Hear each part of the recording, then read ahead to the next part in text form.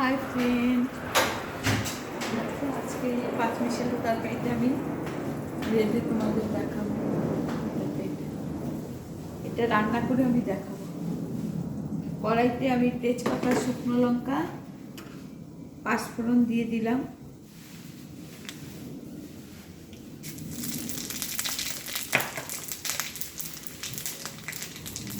এখানে সবজিটাকে আমি আগে ভালো করে ভেজে নেব।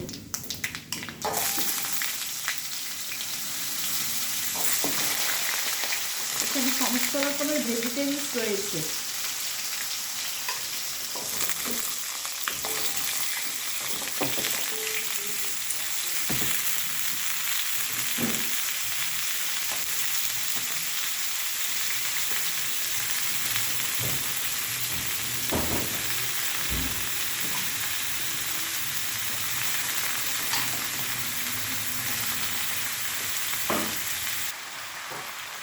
এই যে নুন হলুদ পরিমাণ মতো দিয়ে দিচ্ছি।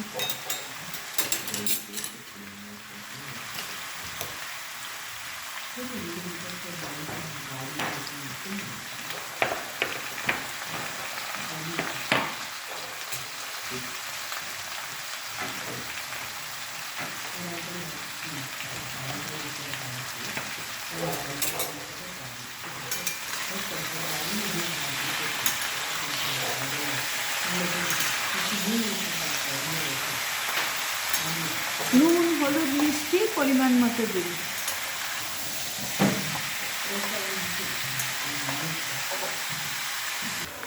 দেখো বন্ধুরা, আমি সবজিটাকে এভাবে ভেজে নিয়েছি। ও একটা জিনিস দেখাতে ভুলে গেছি, আমাদের গাছের কলা, কাঁচকলা আমি এখানে দিয়েছি সবজিটাতে। তোমরা দেখতে থাকো। এবার একটা মশলা করবো, করে দেবো, এই সবজিটার সঙ্গে মিশিয়ে দেব। এই মশলাতে আছে দেখো নারকেল, আদা, রাঁধুনি আর নারকেল, আদা, রাঁধুনি, সর্ষে, এই তিনটে জিনিসকে আমি পেস্ট করে, এই চারটে জিনিসকে পেস্ট করে নেব।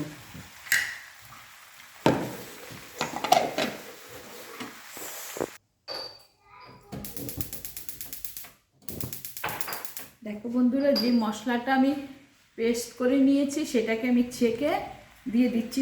এইটার মধ্যে শুক্তো টাইপের করছি তো, এটার মধ্যে দিয়ে দিচ্ছি। আর ছাবড়াটা আমি ফেলে দেব। এখানে সর্ষে, নারকেল, রাঁধুনি, আদা, এই চারটে জিনিস আছে।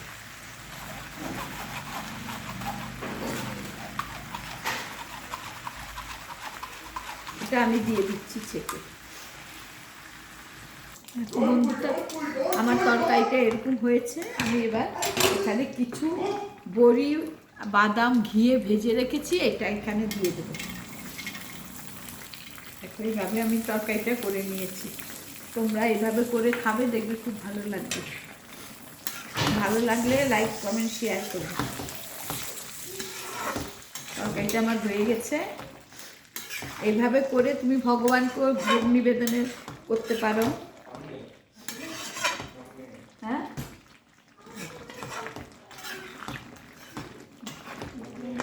আমার রান্নাটা কমপ্লিট। ভালো লাগলে লাইক, কমেন্ট, শেয়ার করবে, আমার পাশে থাকবে, আমার ভালো লাগবে। বাই।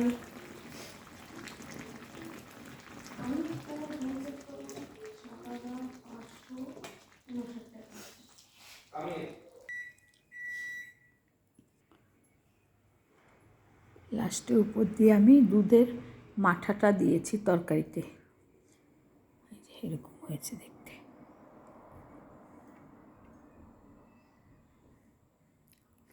এভাবে রান্না করে খাবে, দেখবে খুব ভালো লাগবে।